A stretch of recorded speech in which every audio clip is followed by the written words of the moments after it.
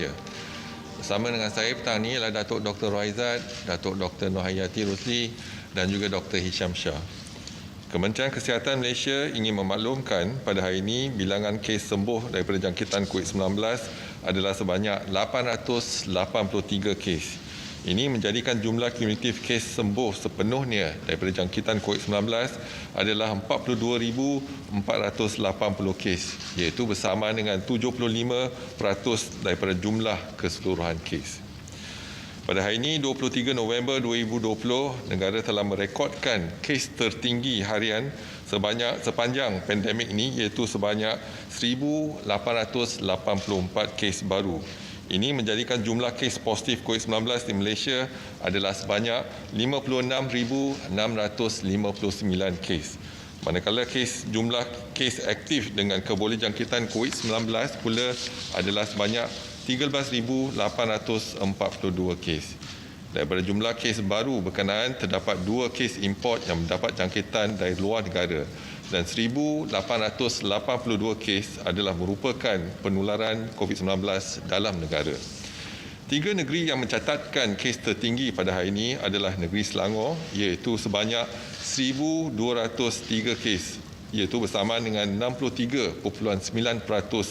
Diikuti oleh Sabah yang melaporkan sebanyak 289 kes, iaitu bersama dengan 15.3%, dan seterusnya wilayah Persekutuan Kuala Lumpur sebanyak 196 kes, iaitu 10.4%. Pelaporan kes positif COVID-19 yang tertinggi di Lembah Kelang berpunca daripada pertambahan kes bagi kluster-kluster, terutamanya kluster berkaitan tempat kerja, iaitu kluster teratai dengan pertambahan sebanyak 1,067 kes, iaitu bersamaan dengan 76.2%, dan kluster Daman Lela sebanyak 101 kes, iaitu bersamaan dengan 7.2%. Negeri Sabah pula masih melaporkan jumlah kes yang agak tinggi walaupun telah berkurangan berbanding dengan hari-hari yang selepas, iaitu sebanyak 289 kes. Daripada jumlah tersebut, 164 kes, iaitu 56.7% adalah hasil saringan kontak rapat. Sebanyak 33 kes, iaitu bersama dengan 1.8% yang dilaporkan pada hari ini adalah berkaitan dengan kluster-kluster di pusat tahanan sementara, lokap dan penjara yang membabitkan kluster Bakti 12 kes, kluster GK Tawau 9 kes, kluster penjara Seberang Perai 7 kes, kluster penjara Sandakan 3 kes, kluster pusat tahanan sementara Tawau 1 kes dan kluster Tembok 1 kes. Perincian penuh jumlah kes mengikut negeri adalah seperti di lapiran 1 dan 2. Sehingga kini terdapat 115 kes positif COVID-19 yang sedang dirawat di unit rawatan terapi, di mana 48 kes memerlukan bantuan pernafasan. Duka cita dimaklumkan terdapat pertambahan 2 kes kematian berkaitan dengan COVID-19, menjadikan jumlah kumulatif kes kematian COVID-19 di Malaysia adalah sebanyak 337 kes, iaitu bersama dengan 0.6% daripada jumlah keseluruhan kes. Ringkasan kes kematian hari ini adalah seperti berikut. Kes kematian 336, iaitu kes nombor 51,858, seorang lelaki warga negara berusia 80 tahun meninggal di Hospital Duchess of Kent, Sandakan. Kes kematian kedua iaitu kes nombor 337 dan kes 53,951, seorang wanita berusia 58 tahun mempunyai penyakit darah tinggi, penyakit jantung dan juga penyakit obstruktif paru-paru kronik. Beliau meninggal di Hospital Wanita dan Kanak-kanak Sabah.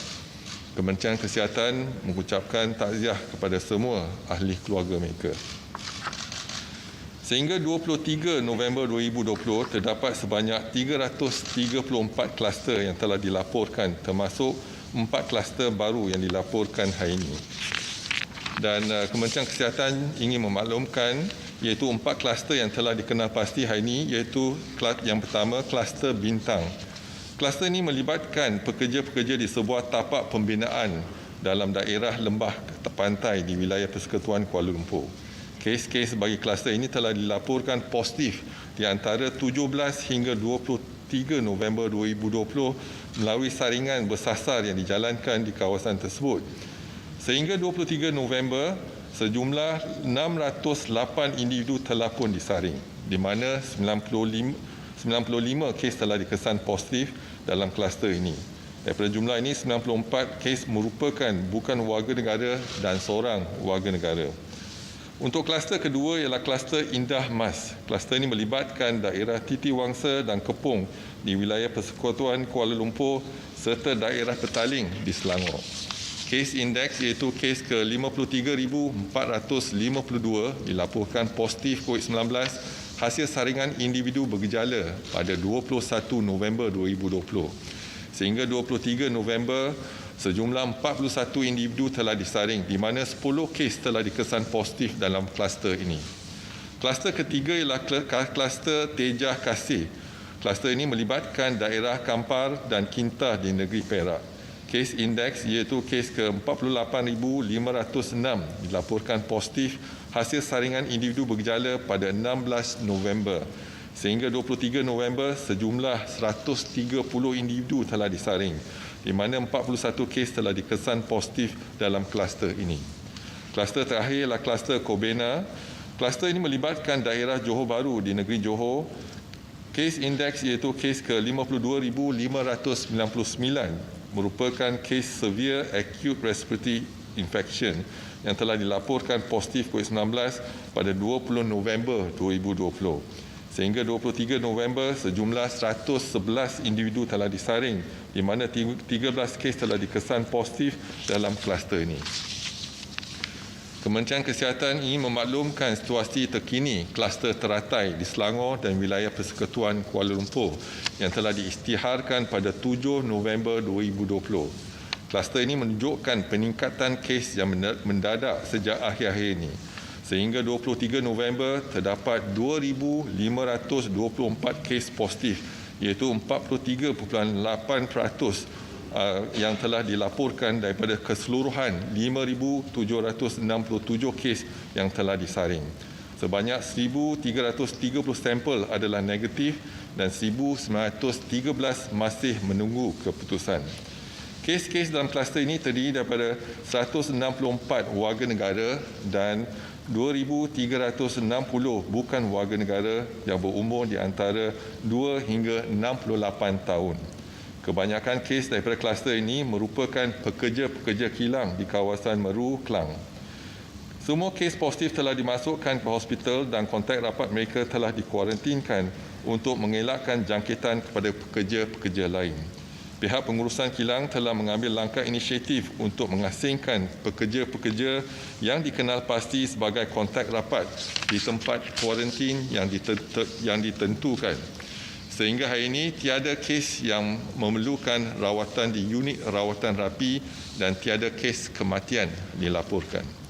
Sejak 17 November, Perintah Kawalan Pergerakan diperketatkan telah dilaksanakan di sekitar kawasan asrama pekerja dan rumah-rumah pekerja. Jumlah penduduk yang terlibat dalam PKPD adalah lebih kurang 5,900 orang. Namun, maklumat yang diperolehi daripada pihak pengurusan kilang mendapati keseluruhan pekerja adalah sebanyak lebih kurang 13,000 orang yang bertugas di 28 buah bangunan kilang yang berbeza.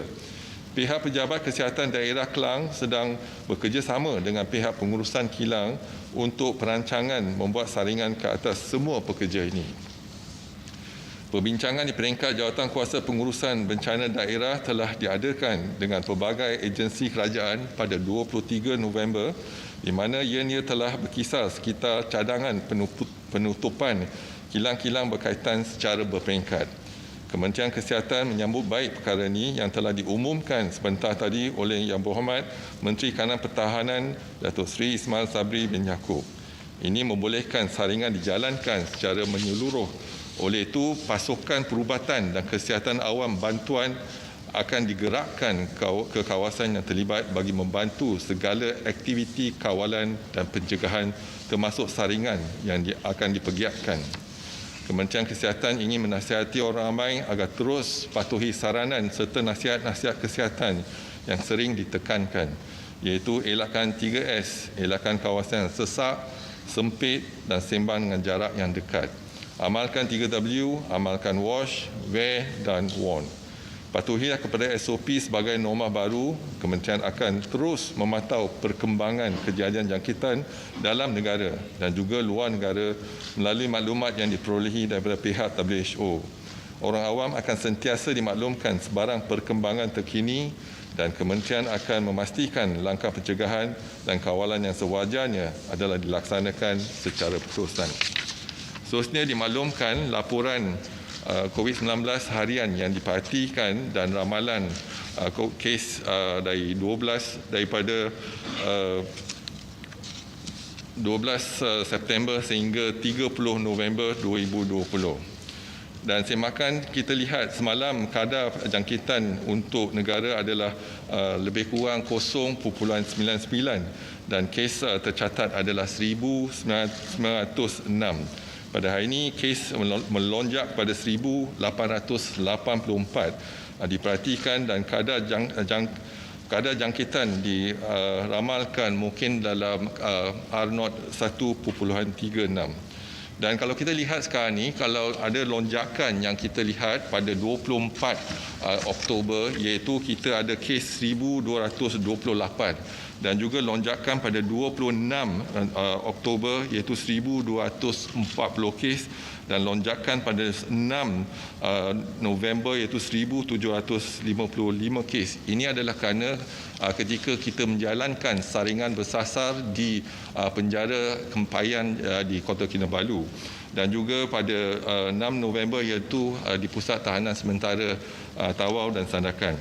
Dan hari ini kita lihat kita telah menjalankan tindakan iaitu bersasar PKPD iaitu di kawasan kilang tersebut iaitu asrama lelaki dan wanita dan saringan dijalankan dan ini kita jangkakan kes akan bertambah iaitu pada hari ini ialah 1,884. Seterusnya dimaklumkan laporan penggembara dan pemastautin tetap yang dikesan positif COVID-19 dan pulang dari luar negara dari 3 April hingga 23 November 2020 adalah sejumlah 1,298 kes. Pada hari ini ada pertambahan 2 kes import iaitu masing-masing 1 kes pulang pada Singapura dan juga negara India. Juga dimaklumkan jumlah kumulatif warga asing yang disaring dan diuji COVID-19 setakat 23 November adalah sejumlah 152,920 individu.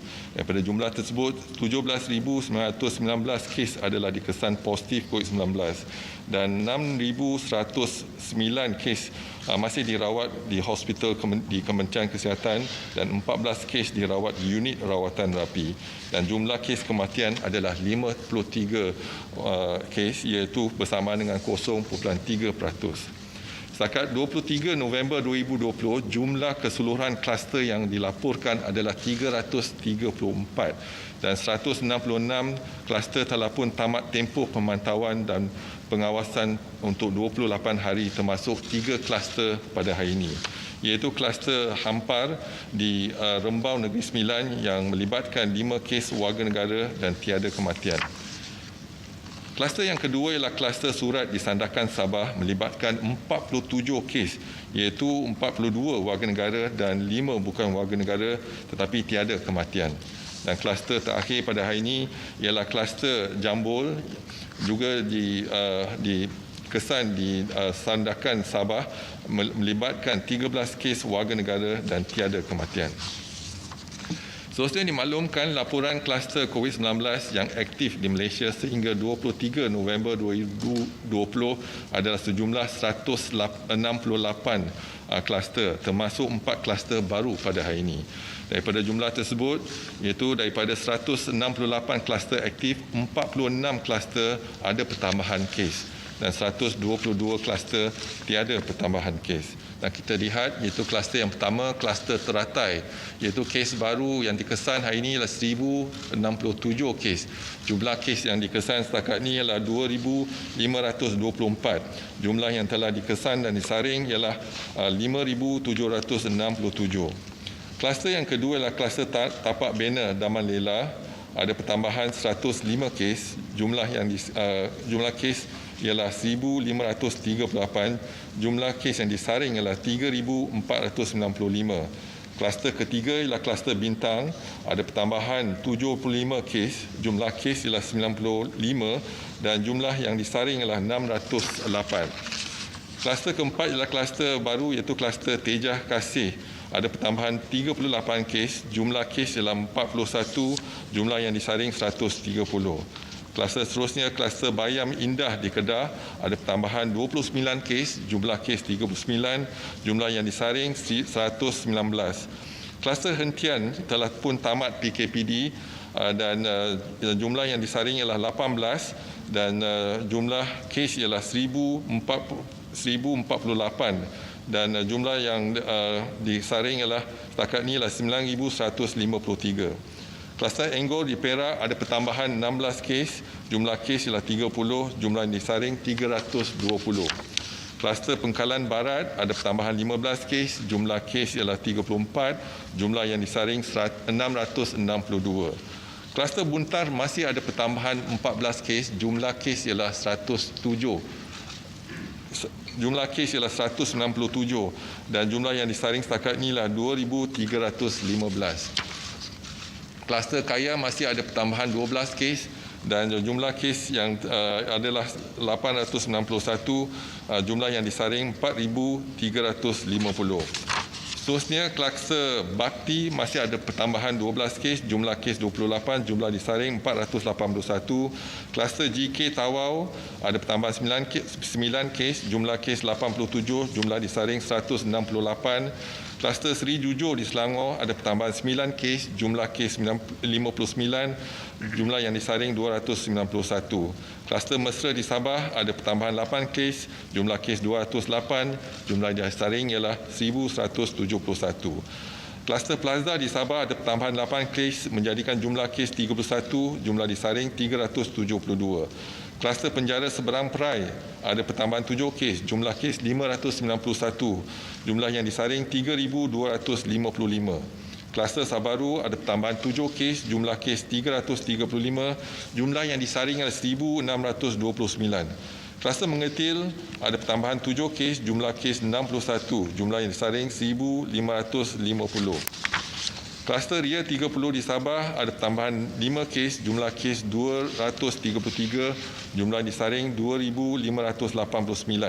Kluster Indah Mas ada pertambahan 5 kes, jumlah kes 10, jumlah yang disaring 41. Kluster Kobena ada pertambahan 4 kes, jumlah kes 13, jumlah yang disaring setakat ini 111. Kluster Penjara Sandakan ada pertambahan 3 kes, jumlah kes 786, jumlah yang disaring ialah 1,798. Kluster Jernih ada pertambahan 3 kes, jumlah kes 76 dan jumlah yang disaring 330. Kluster Bayan masih ada pertambahan 2 kes, jumlah kes 167, jumlah yang disaring 3,467. Kluster Jambatan B ada pertambahan 2 kes, jumlah kes 92, jumlah disaring 213. Kluster Kasih ada pertambahan 2 kes, jumlah kes 51, jumlah yang disaring ialah 1,588. Dan seterusnya, kluster Prestige ada pertambahan 2 kes, jumlah kes 23, jumlah yang disaring 40. Kluster Quad ada pertambahan 2 kes, jumlah kes ialah 22, yang disaring 111.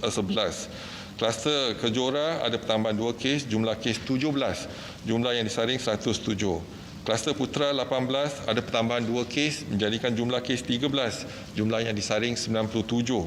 Kluster Kota Ketil ada pertambahan 2 kes, jumlah kes 12, jumlah yang disaring ialah 629.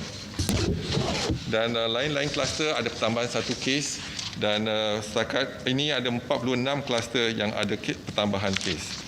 Seterusnya dimaklumkan kapasiti harian 62 makmal COVID-19 di seluruh negara yang menjalankan ujian RT-PCR pada 22 November adalah sejumlah 59,485 ujian. Semakan semalam kita berjaya menjalankan 18,160 ujian iaitu bersama dengan 31%. Juga dimaklumkan kapasiti harian 4 makmal COVID-19 di negeri Sabah yang menjalankan ujian RT-PCR pada 22 November adalah sejumlah 2,750 ujian. Semalam, ketiga-tiga makmal Kementerian Kesihatan Malaysia berjaya menjalankan 2,870 ujian RT-PCR bersamaan dengan 104%. Juga dimaklumkan jumlah komuniti sampel dari negeri Sabah yang dihantar ke Semenanjung melalui TUDM dan pos laju dari 15 Oktober hingga 22 November adalah sejumlah 53,244 sampel untuk ujian RT-PCR. Dan dimaklumkan juga jumlah kumulatif ujian RTK antigen seluruh negara sehingga 22 November adalah sejumlah 492,157 ujian. Daripada jumlah tersebut, 9,266 ujian adalah dikesan positif iaitu bersamaan dengan 1.9%. Juga dimaklumkan jumlah kumulatif ujian RTK antigen di negeri Sabah sehingga 22 November 2020 adalah sejumlah 173,759 ujian. Daripada jumlah tersebut, 8,016 ujian adalah dikesan positif bersamaan dengan 4.6%. Dan pada hari ini tercatat kes COVID-19 paling tinggi setakat ini iaitu 1,884 kes. Kluster teratai saja adalah tercatat 1,067 kes dan kita ada 4 kluster baru, 3 kluster yang telah tamat pemantauan 28 hari dan juga 2 kes kematian. Dan saya buka kepada sebarang pertanyaan, dipersilakan. Assalamualaikum Tan Sri. Melihat kepada situasi banjir di beberapa negeri dan mangsa ditempatkan di pusat penempatan sementara, selain SOP sedia ada dan mengambil iktibar daripada jangkitan yang berlaku di penjara, apakah ada keperluan untuk melakukan ujian saringan terhadap mangsa banjir yang ditempatkan di PPS sebagai langkah berjaga-jaga? Terima kasih. Terima kasih atas soalan tersebut. Jadi setakat ini kita melihat kita telah pun membangunkan panduan pencegahan dan pengurusan COVID-19 di pusat penempatan sementara dan panduan ini boleh diguna pakai oleh semua pihak untuk memantau keadaan semasa. Dan juga kita meletakkan tanda iaitu peringatkan iaitu kena patuh kepada SOP walaupun dalam keadaan banjir. Dan banyak tindakan-tindakan kita menjurus kepada mengelakkan jangkitan COVID-19 di pusat penempatan sementara. Contohnya kubikel ataupun penghadang yang telah ditempatkan, dijarakkan 2 meter dan kita pastikan kalau ada tempat untuk mencuci tangan dan sebagainya dan pemakaian penutup muka dan patuh kepada seluruh SOP. Juga kena jaga kebersihan semasa banjir. Bukan hanya penyakit COVID-19, juga penyakit berjangkit dan lain-lain. Jadi tindakan kita telah maklumkan kepada semua pejabat kesihatan negeri dan juga kita melihat pada tindakan-tindakan kita semasa banjir. Ini ialah kesiapsiagaan kita setiap tahun. Tetapi tahun ini berbeza sikit sebab kita ada tindakan dan langkah-langkah untuk elakkan daripada jangkitan COVID-19. Saringan akan dijalankan kalau ada indikasi ataupun ada gejala dan kita akan menjalankan saringan. Tetapi bukan keseluruhannya kita menjalankan, melainkan kalau ada kes contohnya kontak rapat, kes yang positif dikesan dan kita akan menjalankan pengesanan aktif dan sebagainya. Assalamualaikum Tan Sri, Noor dari Bernama. Soalan saya mengenai kluster teratai. Seperti mana yang Tan Sri umumkan tadi, kita ada 2,524 kes positif. Jadi hingga menimbulkan kerisauan bagi penduduk yang di sekitar lokaliti itu. Jadi saya mohon Tan Sri perincikan sekiranya ada terdapat penduduk sekitar yang kes positif. Setakat ini kalau kita lihat yang terlibat pada hari ini ialah 1,067 kes yang telah dikesan di kalangan pekerja-pekerja yang berkaitan dengan kilang tersebut dan daripada jumlah keseluruhan sekarang ini ialah 2,524 kes. Dan 12 kes dikesan bukan di kawasan tersebut, mungkin adalah melalui kontak rapat. Dan kalau kita lihat sekarang ni, setakat ni 2,453 iaitu 97.2% adalah pekerja-pekerja kilang. dan kita ada 71 kes, iaitu bersamaan dengan 2.8% adalah kontak rapat, iaitu menjangkiti keluarga dan sebagainya. Dan kalau kita lihat juga kes keseluruhan 2,360 adalah bukan warga negara, iaitu pekerja-pekerja, tetapi ada 164 iaitu warga negara dan mereka mungkin bukan duduk di asrama tetapi di rumah masing-masing, tetapi jangkitan ada berlaku di keluarga. Jadi apa yang pasti ialah kita menjalankan kontak rapat, iaitu pengesanan aktif kontak-kontak rapat. Jadi sekarang ni kita telah pun memperketatkan iaitu PKPD bersasar di asrama dan juga di kilang-kilang tersebut, dan kilang akan ditutup secara berperingkat dan kita akan menjalankan saringan ke atas 13,000 pekerja-pekerja yang berkaitan dengan kilang tersebut, dan kita harap kita dapat melihat bagaimana untuk kita mengawal dan membendung penularan jangkitan COVID-19 dalam kilang ni. Jadi kalau kita lihat hari ini ialah peningkatan yang mendadak melonjak kepada kes yang amat tinggi, tetapi apa yang pasti ialah kita juga pernah melihat kes-kes yang melonjak apabila kita melaksanakan PKPD bersasar. Contohnya pada 24 Oktober kita lihat pada penjara Kepayang kita menjalankan saringan dan juga peningkatan kes, dan 26 pun ada peningkatan kes dan juga 6 November, dan kita dalam gelombang kedua kita ingat masa CMCO kita juga ada peningkatan kes secara mendadak, ia 277 kes iaitu di depo tahanan immigration ketika menjalankan saringan. Jadi apa yang penting ialah terkawal di dalam kilang tersebut, iaitu antara pekerja-pekerja kilang, dan kita harap kita dapat menjalankan saringan terus untuk 13,000 pekerja-pekerja dan asingkan kes-kes yang positif dan kuarantinkan kes-kes yang terdedah dengan kes-kes yang positif.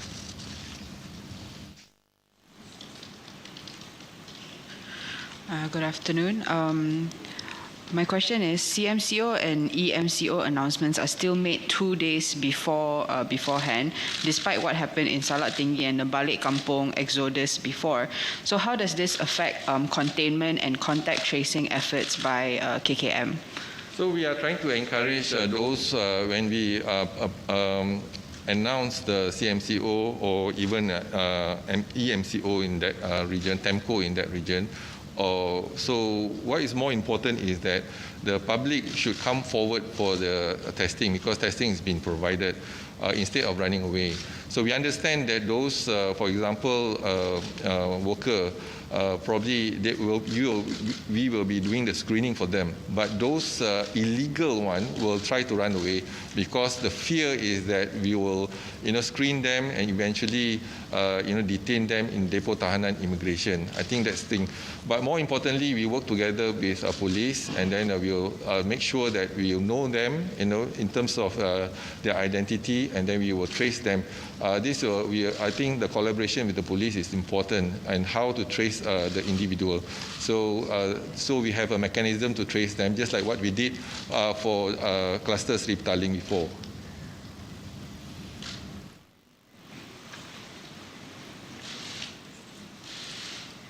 Good evening, Tan Sri. In the latest statistics released by the ICR, it is revealed that 87% of deaths have at least one underlying health condition. Out of the underlying conditions listed, 61% is due to high blood pressure, 41% is diabetes. So these are considerably rather common conditions. So what is MOH advice to the general public in managing these conditions, especially during this COVID pandemic times? Thank you. All right. So if you look into the slide now, we know the high-risk group, the vulnerable group, right? So the death of every 1,000, we have 6 deaths. And more importantly, to identify the high-risk group, the vulnerable group. One is the age more than 60. 64% of the death that we have actually analyzed are more than 60 years old, and 87% of them at least one comorbidities like hypertension, diabetes, and etc. So from the beginning, we are looking into how to protect this high-risk group. So therefore, among our SOP is that make sure that the high-risk group being protected in terms of following the SOP, and those returning home, for example, make sure that you avoid them, right, in terms of the contact. with the high-risk group. So, for example, you balik kampung, so you may be carrying the infection to the elderly, and they may actually have the high risk of getting infection. The reason being is that when they have comorbidities and the elderly, for example, the antibody is not as strong as the younger age group. So that is one of the reason, and also the complication of the comorbid problems that they have. So this is important for us to take care of the high-risk group, the vulnerable group. And this is a group, but we are also looking into, for example, looking into the vulnerable group like in Pusat Jagaan Warga Emas. This is also a vulnerable group that we are looking at a community and looking into in Orang Asli community as well as longhouses, etc. So how do we protect them? So at the green zone, for example, so make sure that those coming in not from the red zone and then do not carry the infection. I think this is important for us to look into. This is part of our SOP for us to protect the vulnerable population. Sorry, I just want to clarify back to my question about the how does it affect the contact tracing efforts of KKF? What about the balik kampung exodus? So if you were to look into our advice, if possible, not to balik kampung, and that's important because sometimes you are not sure whether you are carrying the infection and you can bring the infection, particularly from a red zone going to the green zone. So we started with the vulnerable group, then we look into the community, we look into the mukim, we look into the district, and now we are looking into the state. How can we protect the state in terms of to avoid coming in, bringing infection from the red zone? So we hope that we will come up with the criteria and even the action plan for the states to make sure that they can actually maintain the green zone, for example. In Sabah, in Sarawak, for example, in the district, we restarted roadblocks, for example, to stop people from the red zone from Kuching going to the district. So this is important for us to look into how we can prevent the green zone. So we will come up with a guideline in terms of what to do, what not to do, the do's and don'ts in terms of to avoid and prevent infection in the green zone, whether it's a green district or a green state. So this is important. One of the consideration is to look into the screening. Yes, we can do that, but the other is actually testing. So now we are embracing on the RTK antigen. So we have shown that we started to do RTK antigen on the 1st of April. We tested, it was only about 56% at that point of time. On the 14th of April, the sensitivity increased to 84.4%. And on the 6th of May, we started using RTK antigen in our clinic and hospital with the biosafety cabinet and even in KLIA for transit passengers and etc. So in 16th of July, we re-evaluate the RTK antigen. It shows that the sensitivity has actually increased to 90%. So WHO only recommended the usage of RTK antigen in September. So now I think apart from the RT-PCR, we're using the RTK antigen to increase testing in terms of into the vulnerable group as well as the locality as well as the high-risk group. So this is something that we can consider to do in time to come. And there's also another question with regards to are we testing enough so far? So the cumulative numbers that we have so far shows that our testing is adequate. But when we look into the guideline from WHO, the recommended adequate or benchmark of testing is that, if one case is positive, confirmed positive, the recommended is that you have 10 to 30 cases negative, 10 to 30. So for example, if today we have 1,000 case positive, if you use the 10%, 10 cases, that means 10,000, at least 10,000 tests has been done. Or if you take the mean of 20,000, 20, that means it's 20,000. So you have to do at least 20,000 per day of the test. If you do the higher range is 30,000. 30,000 means if you have 1,000 positive cases, that means you should have tested 30,000 negative. Then only we can actually use that as a guide that testing is being done daily, that is enough and adequate within the benchmark of recommendation from World Health Organization. Okay, kalau tak ada lagi soalan, saya ingin mengingatkan diri saya dan juga orang ramai untuk patuh kepada SOP dan kalau boleh duduk di rumah. Kalau terpaksa keluar bekerja atau urusan yang penting, pastikan kita patuh kepada SOP, iaitu pemakaian pelitup muka dan juga kerap mencuci tangan dan pastikan ada penjarakan sekurang-kurangnya 1 meter untuk elakkan kita daripada jangkitan. Jadi kita kena jaga kita kena jaga keluarga kita kena jaga masyarakat kita dan juga negara kita. Sekian, wabillahi taufiq wal hidayah. Assalamualaikum warahmatullahi taala wabarakatuh. Terima kasih.